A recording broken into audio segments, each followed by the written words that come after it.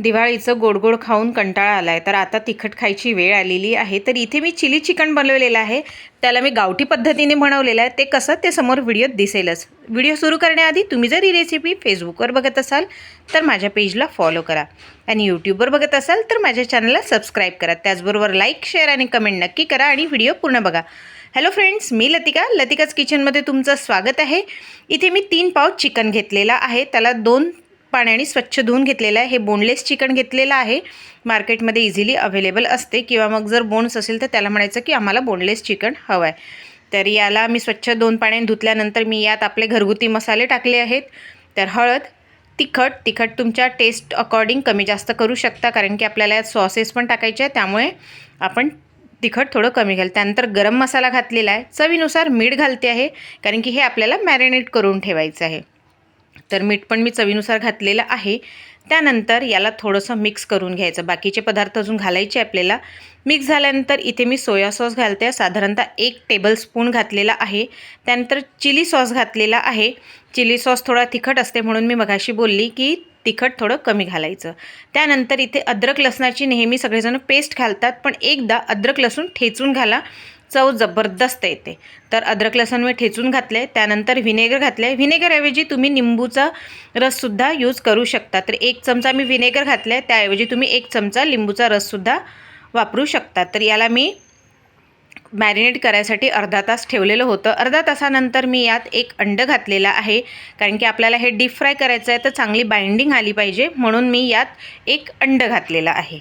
त्यानंतर तेल इकडे कढईत तापायला ठेवलेलं आहे. तोपर्यंत इकडे आपण हे तळायचं रेडी करून घेऊ. यात मी 3 चमचे कॉर्नफ्लॉवर घातलेलं आहे आणि याला छान मिक्स करून घेते. अंडा आणि कॉर्नफ्लॉवर सगळ्या चिकनला व्यवस्थित लागलेला आहे.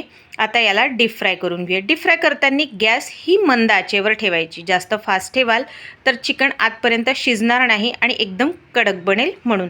तर याला मी छान डीप फ्राय करून घेतला. आता काढून घेते. सर्व चिकनचे पीसेस मी आधी तळून घेते आहे. तळता सोबत मी व्हेजिटेबल्ससुद्धा कापून घेतले आहेत. तर यात मी कांदा आणि शिमला मिर्च कापलेली आहे आणि हिरव्या मिरच्या. तर बघा इथे कांदा, शिमला मिर्च, हिरव्या मिरच्या आणि परत मी अद्रक लसूण ठेचून घातलेला आहे. पेस्टऐवजी ठेचून घातलं तर चव खूप छान आणि खूप जबरदस्त अशी येते.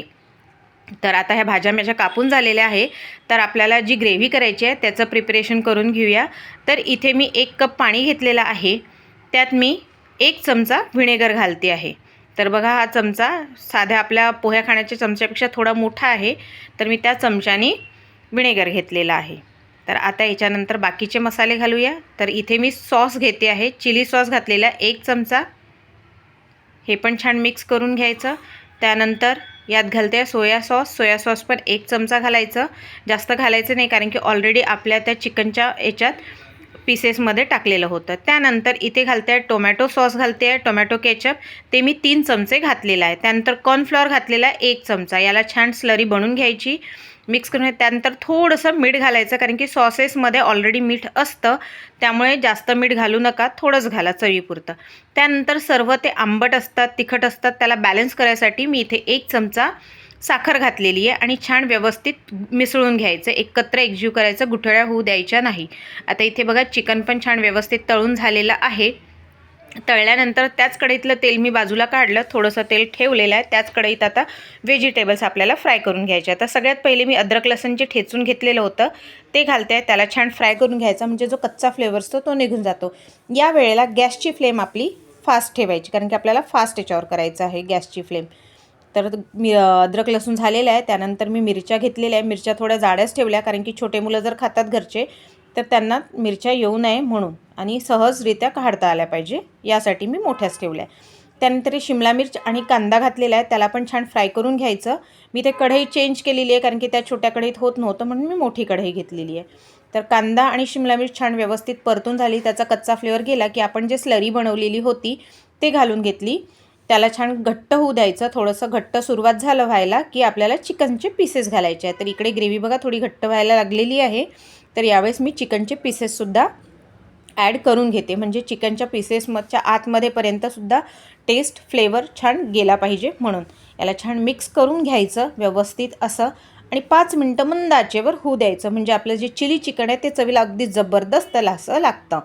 तर आता हे सगळं रेडी झालेलं आहे. याला मी सर्व करते आहे. तर बघा हे सगळं रेडी झालेलं आहे. त्याचबरोबर माझ्या चॅनलवर वेगवेगळ्या रेसिपीज आहे, नक्की व्हिजिट करा आणि तुम्हाला कुठली रेसिपी आवडली ते मला नक्की कळवा. तर भेटूया पुढच्या रेसिपीत. तोपर्यंत बाय.